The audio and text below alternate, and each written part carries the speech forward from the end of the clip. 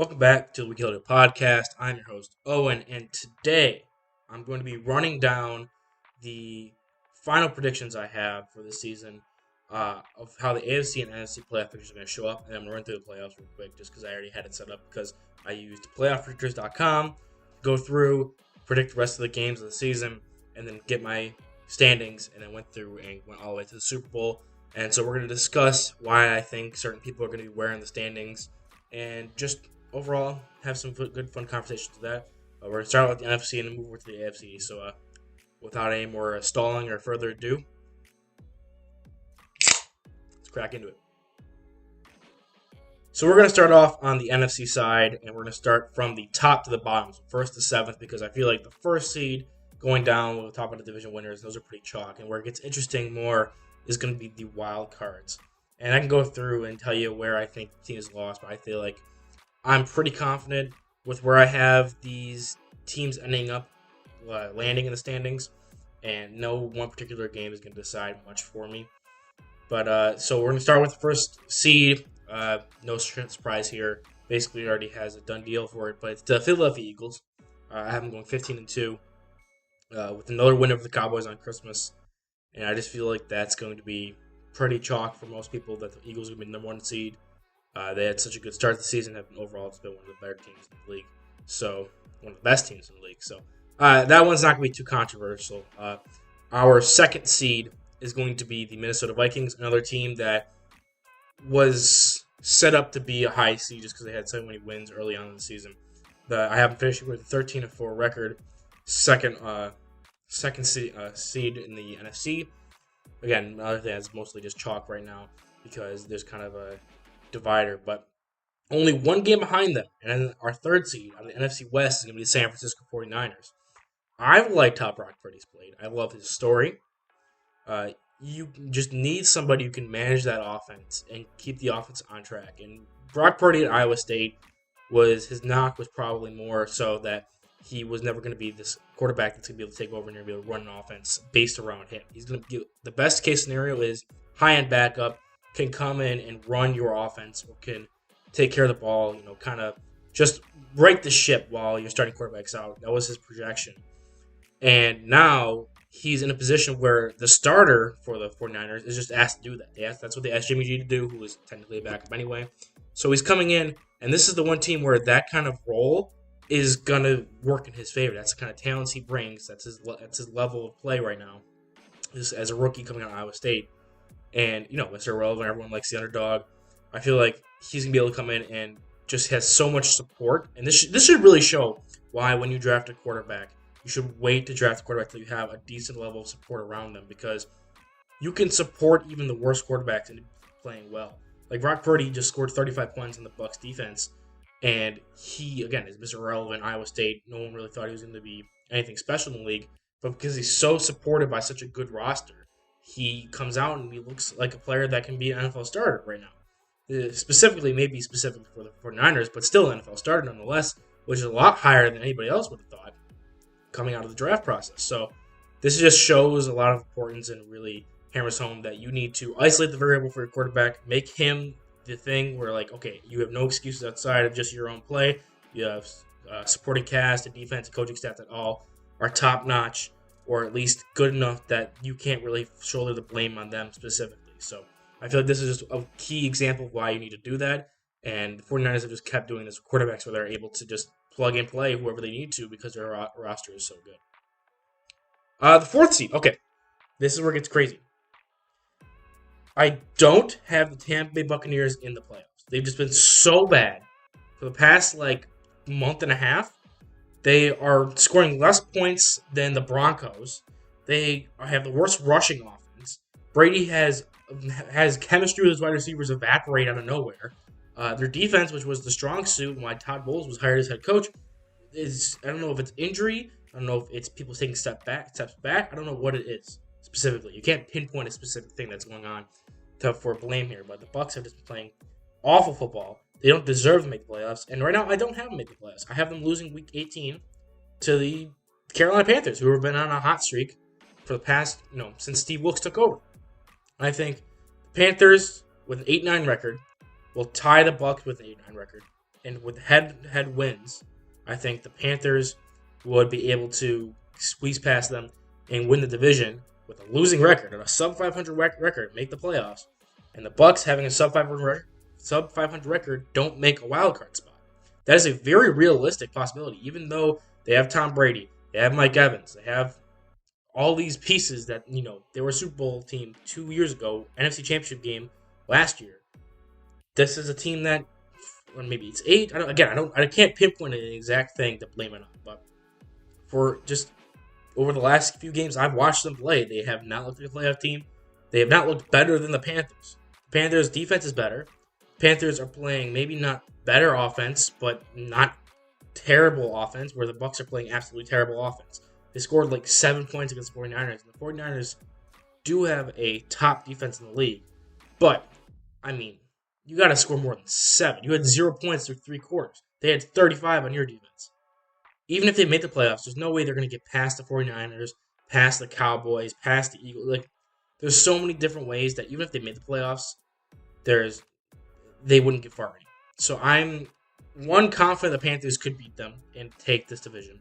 2, I'm confident that even if they did win the division, it wouldn't matter because whoever wins this division is going to lose in the first round anyway. So you can pick Bucks or Panthers. I went Panthers because I feel like, 1, that's more interesting, and 2, I realistically think that could happen and will happen.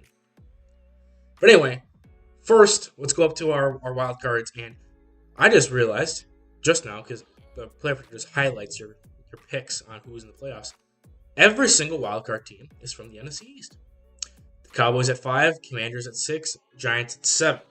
Now, Commanders and Giants both 9-7-1.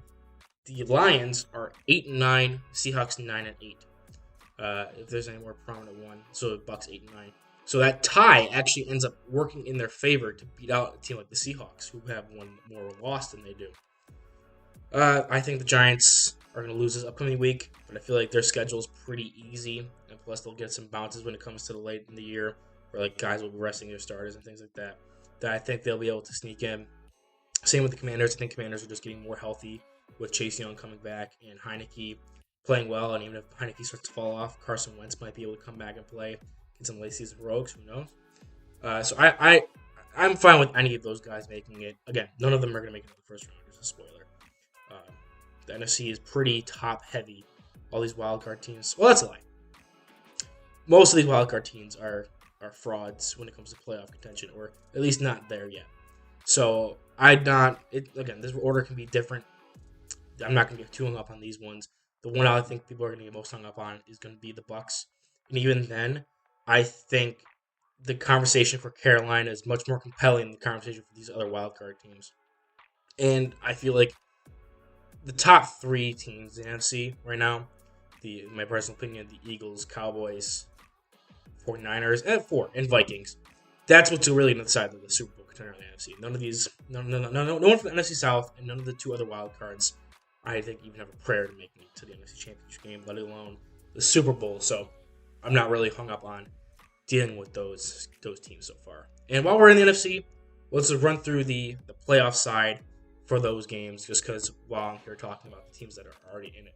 So wildcard weekend, with how my standings are, number 5, Dallas Cowboys would be visiting the number 4, Carolina Panthers. I have the Cowboys winning, just simply based off defensive prowess. Even though the Panthers have a pretty good defense, I think that the pass rush and just harassment of the Panthers offensive line with Sam Darnold behind him in his first career playoff start, that doesn't spell well. So I think whoever was going to win the division, they're going to face whoever wins the NFC South is going to play the Cowboys. Cowboys are going to roll them anyway, whether this is the Bucks, Panthers, or even, God forbid, the Falcons, but that's not going to happen. Panthers or Bucks are going to lose to the Cowboys in the wild card weekend. So, that doesn't change much. That's why I wasn't too stressed about not having the Bucks in as opposed to the Panthers. Then we have number 6, Washington, visiting number 3, San Fran. I think San Fran's defense they're not going to score. Washington's not going to score any points against San Fran's defense. I don't think that's really a big shocker. And then number 7, Giants at the number 2, Vikings. I think the Giants don't have the talent to keep up with the Vikings. Maybe the Vikings are the biggest pretender when it comes to the NFC top tier. But at the same time, the Giants just have a lack of talent. They're winning out of sheer guts and coaching. I don't think that there's a chance for them to beat the Vikings, especially in a playoff scenario with the Vikings at home. I think the Vikings will be able to wrap that up and just cruise into the next round. Same thing with the 49ers. Cowboys, it might be a little closer because they're down their right tackle, and Carolina has some decent pass rushers on their team. But if they can just run the ball effectively enough, I think that'll be an easy win for them as well. And then following that week, we go into the divisional round, where we have the number 3 San Francisco 49ers visiting and defeating the home number 2 seed Minnesota Vikings. Vikings defense has been not the best, so even a Brock Purdy 49ers offense will be able to put some points on them. I can't say as much for the Vikings. The only hope the Vikings really have is Justin Jefferson just going God mode, and I'd much rather bet on the 49ers defense stepping up as a whole unit and Brock Purdy limiting his mistakes against a bad defensive unit, as opposed to Justin Jefferson unlocking his inner Calvin Johnson and just carrying a team on his back to another playoff win. So I'm going to go 49ers there. The visiting team takes that, heads to an NFC Championship game. Number 5, Cowboys at number 1, Eagles. I am currently still undecided about this one, because if the Eagles win here, they would have beaten the Cowboys 3 times in one season. Now, that's really hard to do. But on the flip side, I don't believe in the Cowboys offense nearly as much as I believe in the Cowboys defense, the Eagles defense, or the Eagles offense. Cowboys offense is very suspect to me. I think if the Eagles, who just beefed up their interior run defense in the past few weeks with some key additions in the interior defensive line, I think they'll be able to manhandle the run game, especially with the injuries the Cowboys are having on their offensive line. And if Dak can't run the ball or hand the ball off 30 times a game, he has been statistically a worse quarterback during those games. So I think if you can force Dak to throw the ball 30, 40 times in a game, you'll win that game. So I feel like I'm going to stick with the Eagles here. I think the Eagles just match up better and just overall the better team, more balanced, well-rounded defense and offense. And I think the Cowboys need to really reconsider how their offense is structured, get healthier on the offensive line, invest in that offensive line, really protect Dak and support that running game so that way they don't run into a situation where the Eagles can dominate the trenches, and that's the only way they're able to win on offense is if they can dominate the trenches, which they have been able to do in the past, but I don't think they will be able to do against the Eagles. So that leaves our NFC Championship game, number 3 seed San Francisco 49ers at the 1 seed Eagles. And this is another one I was going very back and forth against. 49ers defense is fantastic. And they're a team that will be able to control the trenches on both sides of the ball, same as how the Eagles can. So it would be a really good matchup. I think this would be probably be my favorite of the NFC Championship game potential matchups. And I really hope we get this one. I was originally on the 49ers winning this, and then I had to think about it. Maybe Jimmy Garoppolo comes back. But I think if you got the NFC Championship game on the hot hand of Brock Purdy, even if he hasn't been particularly good, you're in the NFC Championship game with Brock Purdy, you do not bench him. You do not throw that chemistry off. But even then, I don't think Brock Purdy can outduel Jalen Hurts. Both have top-end defenses. 49ers is a little bit better than that, but I think the Eagles' offense is substantially better than the 49ers' offense when they're both, at their highest level. Eagles' ceiling on offense is way higher than the 49ers' ceiling.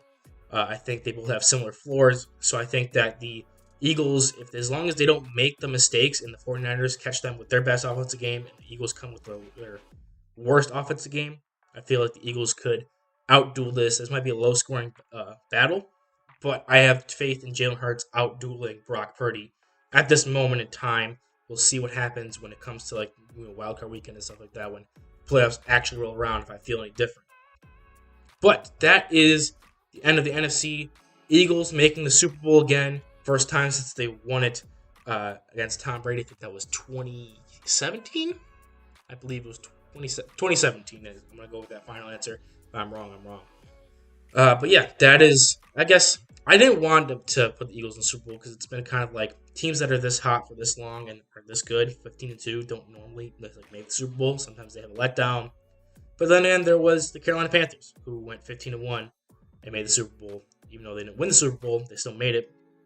There are still teams that can get hot and be the best team in the league and make the Super Bowl. So But besides me trying to factor that into it, I can't see the Eagles losing to anybody outside of the 49ers on their best day in the Super Bowl, and I just trust the Eagles more than I trust the 49ers right now. So let's head over to the AFC side, where we're going to go back and discuss the rankings. So we're going to start just at the top. And when discussing this first seed, I need to go through and I need to introduce one of my favorite segments I'm going to have, if I do this repeatedly.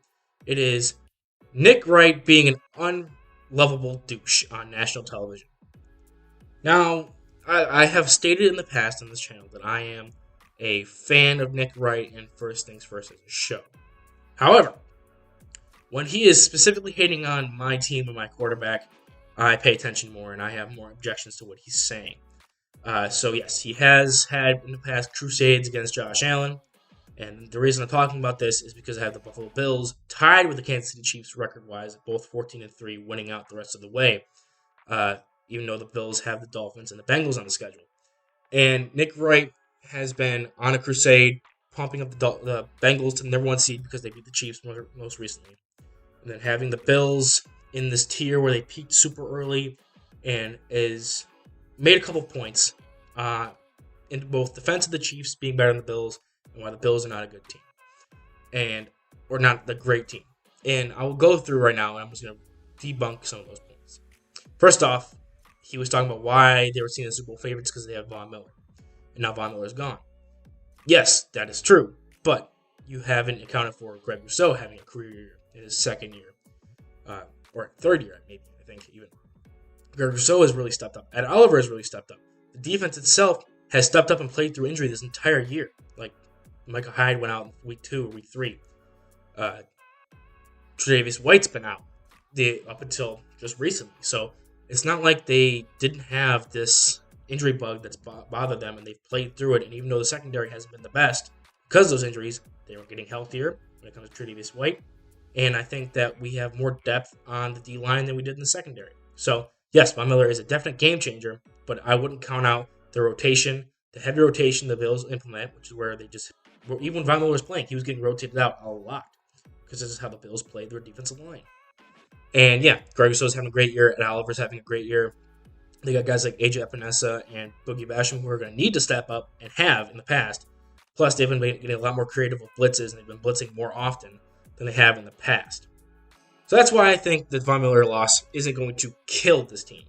Also, this is why I think, even though both teams are going to go 14-3, I feel like the Bills are going to be able to dominate the line of scrimmage against the Bengals, and that's why they'll get that win. But this is one point I tweeted about this. If you want to follow me at the Huddle on Twitter, but I have an issue with what one point Nick Wright made. This was back after the Chiefs-Chargers game in prime time a couple weeks ago, and for a whole week he was preaching about why Chiefs are going to win the Super Bowl, why Patrick Mahomes is MVP, yada yada yada.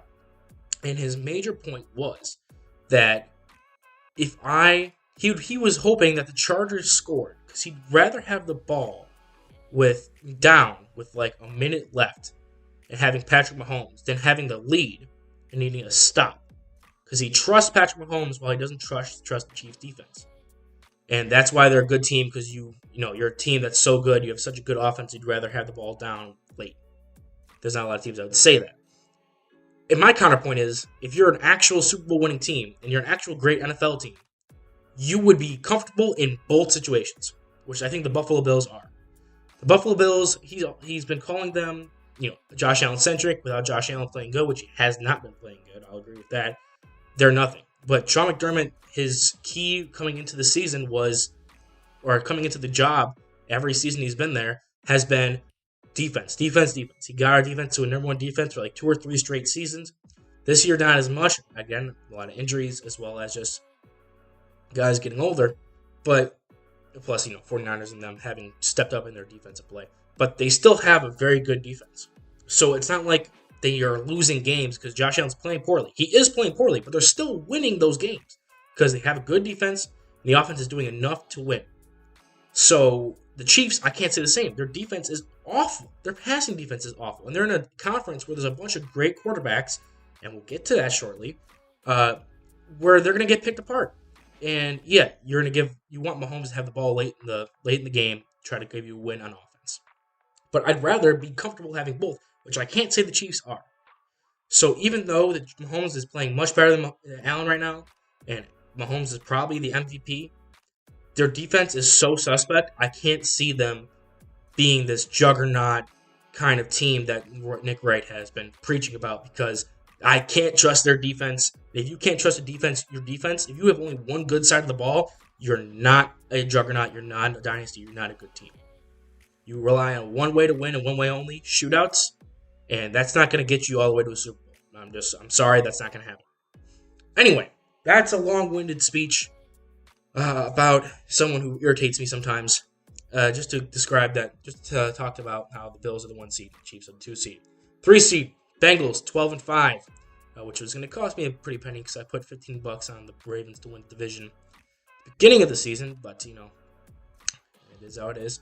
And then the 4 seed is going to be Titans at 9-8. I have no faith in. Outside of this week against the Chargers, which I think is a great upset pick, I don't really have a lot of faith in the Titans winning a lot of games to end the season out, especially after that big-time loss to the Jags, and coming right after the loss to the Eagles. So I think you're just going to have to ride it out. This Titans need to have some changes on offense. They need to get more dynamic and more passing options, more weapons out there. Tannehill might just not be it, even though he's been playing pretty good statistically. I don't think he is really the quarterback of the future, and you're not going to get much further on offense without replacing him. Hopefully Malik Willis can step up in year 2. But you need to surround him with better weapons and better offensive line, pass blocking wise. So Titans are 9-8, have one trick, do that one trick really well, but how far is that going to be able to take you to a 9-8 record and probably a first round exit? First wildcard team, Baltimore Ravens at 11-6. This Ravens defense is really good, and even if Anthony Brown is playing, they just beat the Steelers. Even though they won't beat the Browns this week, I still think, I'll pull up their schedule. This is one of the ones I'll pull up the schedule. Even if Anthony Brown plays against the Browns, they'll probably lose. But they'll definitely have Tyler Huntley back by the Falcons and Steelers game again. They should win both those games to lose, and then lose week 18 against the Bengals, because that's going to be for the division right there. So all the starters are going to be playing. Lamar probably won't be back by then. So I have confidence in Tyler Huntley to guide this team to 2 wins over 2 subpar teams in the Falcons and Steelers, where the Ravens defense just has to do enough to win that game. And that's why I have them 5th. I still believe in them as a good team, but at the same time, I can't really put them as a 12-5 or 13-4 team with a third-string quarterback right now. If they can pull out the game against the Browns this week, then maybe. And if Lamar can come back by week 18, most definitely could be a 13-4 win team. So we'll see how that goes. For right now, with the quarterback situation, how it looks, it's going to be 11-6 with the first wildcard spot. The 6th seed and the second wildcard spot goes to the 10-7 Chargers, and the 7th seed goes to the 10-7 Dolphins. Only thing that's separating them is going to be a head-to-head loss by the Chargers. Now the Dolphins, I have them dropping a game to New England in Week 17. Again, it's really hard to beat a team twice in one season. That's also why I have them dropping the game to the Bills, and why I have them beating the Jets. It's hard to beat a team twice in one season. So I think with the Bills game and the Patriots game, they're going to have to, change it up from what they did early in the season.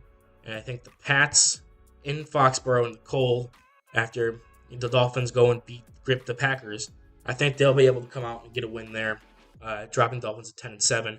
Realistically, see them at 11-6 with a win over the Patriots, maybe even 12-5 with division, leading the division after if they could beat the Bills as well. But we'll see when it gets to there. But they're my last seed at a 10-7 record. So this is now how I predicted the playoffs to go in the AFC. Now, a reminder, we have the Philadelphia Eagles going to the Super Bowl in the NFC. So we have 5th seed Baltimore Ravens at the 4th seed Tennessee Titans.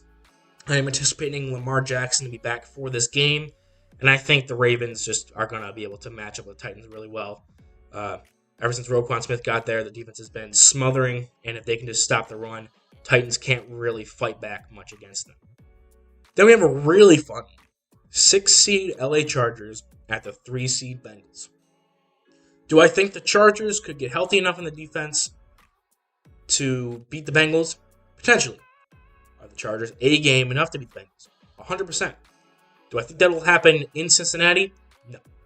I think there's a possibility that this could happen, and the upset could really go down, but I feel like the Bengals are just an overall better team than the Chargers at this moment.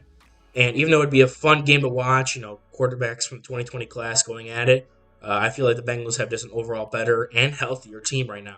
So I have the Bengals winning that one. And then, this is where I'm going to have to do most of my talking. Because I know I just talked a lot of crap about the Chiefs. And that goes to why I said this is going to happen. I think the number 7 Dolphins will beat the number 2 Chiefs in Arrowhead. The Dolphins will have been coming off a win against the Jets. They're the 7th seeded team. They have Tyreek Hill revenge game. What do the Dolphins, when they were winning games, do best?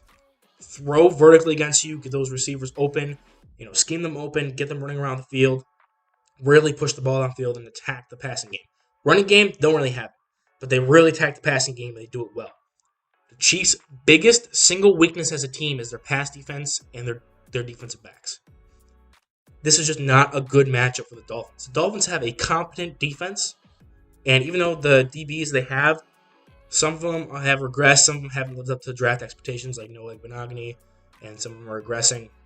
But I still think their safeties and their corners are miles better than what the Chiefs are rolling out there. So if the Dolphins and Chiefs matched up, I feel like this is a horrendous matchup for the Chiefs. And I think the Dolphins will be able to win and have Tyreek Hill go off for like 200 yards and a couple tutties. Just because I think the matchup works, pass defense versus elite passing offense, when they're clicking, I feel like Mike McDaniel will know how serious this is.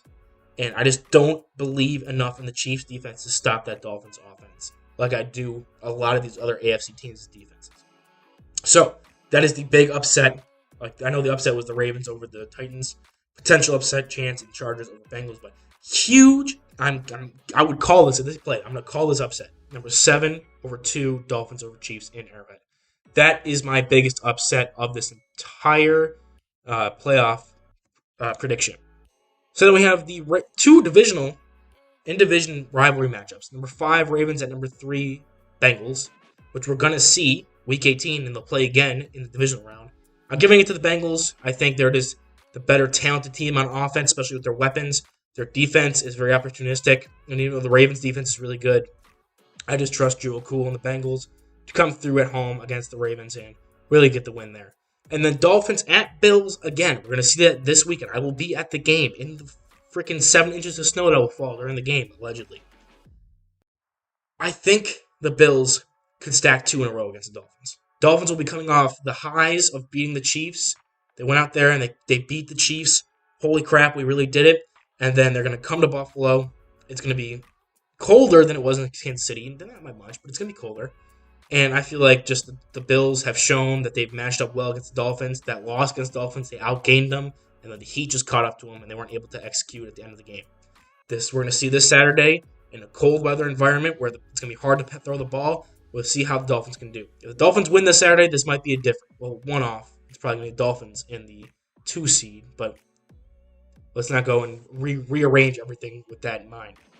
So in this world where the Bills beat the Dolphins this weekend, win out, Dolphins lose to the Bills, lose to the Patriots, are the 7th seed, have just come off beating the Kansas City Chiefs in Arrowhead during the wild card weekend, I think the Bills will beat the Dolphins.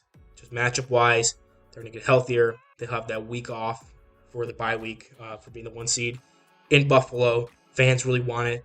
Big-time rivalry, and I think the Bills will be able to seal that win. So then, we go to the AFC Championship game. Bengals at Bills, and it's another rematch from the regular season. I wanted to go Bengals because, again, it's hard to beat a team twice in 1 year, and this may have been my Bills fan bias. I can plead guilty to that probably. I really think the Bills could win that one. Bengals going to back-to-back Super Bowls, I'm kind of doubtful on, but at the same time, I'm doubtful on the team beating another good team twice in 1 year. So I just had to go, and I didn't really have anything to base this on. I think both teams have very good defenses and very good offenses. I think Bengals' offensive line and Bills' offensive line are their biggest weaknesses right now. Bengals have a run game. I think the Bills' run game can develop more as the season goes on, and if they get David Kessenberry back at right tackle. But at the same time, I think the Bills' defense is a little better than the Bengals' defense. So it's apples and oranges. It can go either way. I'm just going with the home team, the Bills. And we're going to have 2 number 1 seeds in the Super Bowl, which is not as crazy as it sounds. Usually I'm like, that's no way. No way both number 1 seeds make it to the Super Bowl. Happens quite a bit. So I'm going to have the Bills over Eagles just because, fanmanship, whatever. Eagles are probably the better team. In real life, this is going to be really close. It'd probably be Eagles favored. But I'm going to go Bills over Eagles in the Super Bowl.